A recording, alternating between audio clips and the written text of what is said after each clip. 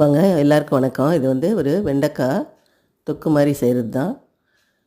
1/4 kilo வெண்டைக்காயை நல்லா கழுவிட்டு துடைச்சிருங்க. துடைச்சிட்டு எடுத்துட்டு ஒரு கை ஃபுல்லாக சின்ன வெங்காயம் எடுத்து வச்சுக்கோங்க.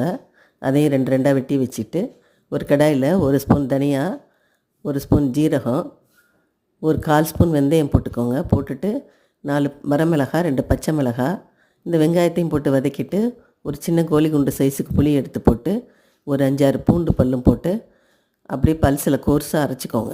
அரைச்சி வச்சுக்கிட்டு மறுபடியும் கொஞ்சம் எண்ணெய் விட்டு கடுகு, உளுந்தம்பருப்பு, கடலைப்பருப்பு எல்லாம் தாளிச்சிட்டு பெருங்காயம், இந்த வெண்டைக்காயை போட்டு நல்லா வேகிற வரைக்கும் நல்லா வதக்கிக்கோங்க.